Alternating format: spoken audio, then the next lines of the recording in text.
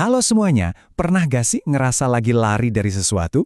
Nah, ternyata ada sebuah kisah kuno tentang seorang pelarian yang mungkin banget nyambung sama apa yang kita rasain hari ini.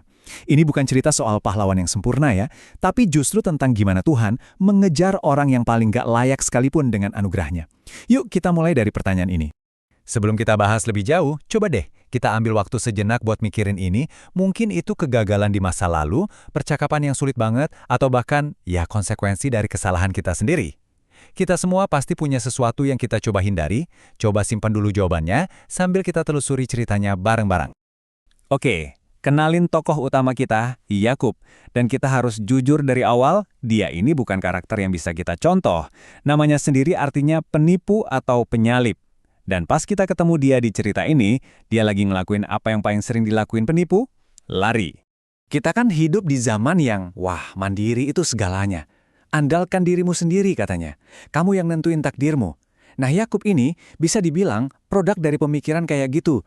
Dia hidup ngandelin akal bulusnya sendiri. Tapi coba lihat, kemana semua itu bawa dia sekarang? Sendirian, di tengah padang gurun. Coba bayangin deh posisinya dia. Dia baru aja nipu ayah dan kakaknya buat nyuri berkat anak sulung.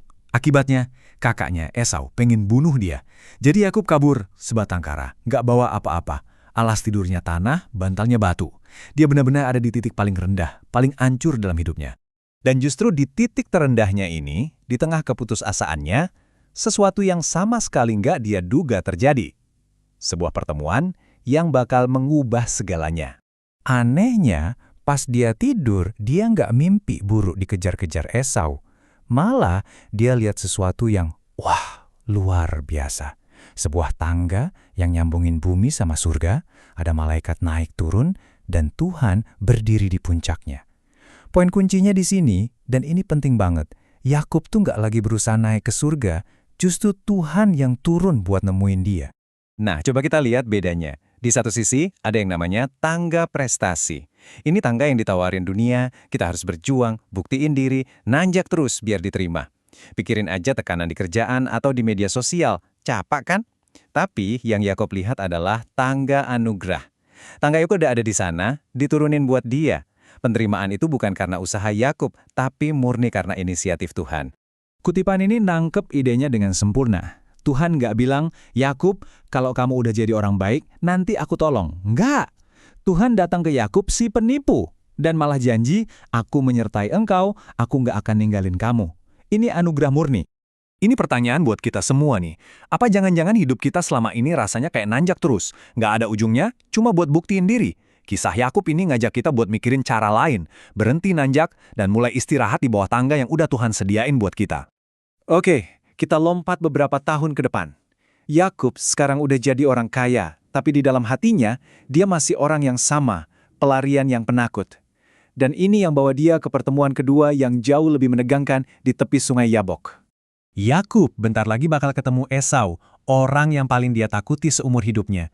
Dan apa coba rencananya? Ya balik lagi ke cara lama.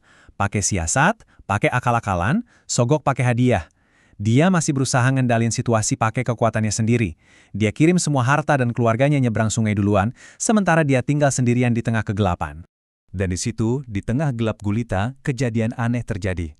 Sosok misterius muncul dan mereka berdua gulat semalaman suntuk. Pas fajar mulai kelihatan, Yakub yang keras kepala ini nggak mau nyerah. Akhirnya sosok itu cuma nyentuh pinggulnya dan seketika itu juga kekuatannya lumpuh. Dia jadi pincang. Simbol kemandiriannya, kemampuannya buat lari dan berantem dihancurin. Kenapa Tuhan ngelakuin ini? Kutipan dari Timothy Keller ini ngejelasin banget. Pukulan itu bukan hukuman buat ngehancurin dia, tapi ibarat pisau bedah buat nyembuhin. Tuhan lagi menghancurkan berhala kemandirian dalam diri Yakub supaya dia bisa benar-benar bergantung sama Tuhan. Jadi, ini dia puncaknya. Pas sosok itu nanya, siapa namamu? Yakub akhirnya nyerah. Untuk pertama kalinya, dia nggak nipu lagi. Dia ngaku, namaku Yakub, yang artinya, aku si penipu. Dan justru di dalam kelemahan dan kejujuran total itulah, dia akhirnya dapat berkat yang sejati dan nama yang baru, Israel. Nah, disinilah ceritanya jadi lebih dari sekedar kisah kuno tentang Yakub. Kisah ini sebenarnya nunjuk ke sebuah cerita yang jauh lebih besar. Ratusan tahun setelah Yakub, Yesus Kristus ngucapin kata-kata ini. Terdengar familiar kan? Dia secara langsung merujuk ke mimpinya Yakub. Tapi dia nggak cuma bilang kita bakal lihat tangga itu. Dia bilang sesuatu yang jauh lebih gila lagi. Nah, ini dia bedanya yang wow, luar biasa. Yakub cuma melihat visi tentang sebuah jembatan. Ratusan tahun kemudian, Yesus datang dan bilang, "Aku adalah jembatan itu. Akulah jalan, kebenaran, dan hidup. Akulah satu-satunya cara sorga turun ke bumi dan manusia bisa kembali ke Bapa." Dan ini membawa kita ke klimaksnya. Di Yabok, Yakub gulat. Dia terluka, tapi pada akhirnya dia selamat. Kenapa? Karena di Golgota, ribuan tahun kemudian, Yesus melakukan pergulatan yang sesungguhnya. Dia nggak cuma terluka, dia hancur. Dia mati. Dia menerima pukulan maut dari keadilan Tuhan yang seharusnya buat kita, supaya kita bisa selamat. Intinya, Yesus jadi kayak kita. Dia jadi pelarian sejati di atas kayu salib, ditinggalkan sama Bapaknya, supaya kita, para pelarian yang penuh dosa ini, bisa diterima, diampuni, dan dipulangin lagi ke rumah Bapa. Oke, jadi apa artinya semua ini buat kita sekarang? Gimana cerita kuno soal tangga dan gulat ini bisa mengubah cara kita hidup hari ini? Yuk, kita bedah penerapannya. Kita pecah jadi 3 ya. Pertama, buat kepala kita, ini soal pemahaman. Pahami kalau keselamatan itu anugerah, bukan hasil usaha. Yesus itu satu-satunya tangga. Kedua, buat hati kita, ini soal perasaan. Rasain keamanan yang dalam karena Tuhan janji bakal selalu nemenin kita, bahkan di titik terendah sekalipun. Dan terakhir, buat tangan kita, ini panggilan buat bertindak. Berhenti lari. Kalau kita salah, nggak usah ditutup-tutupin atau cari pembenaran lagi. Akui saja. Dan yuk, kita bawa ini ke tempat yang paling personal, paling sulit mungkin. Ke rumah kita, ke orang-orang terdekat kita. Karena anugerah Tuhan yang terus ngejar kita nggak perlu lagi pakai topeng atau sembunyi.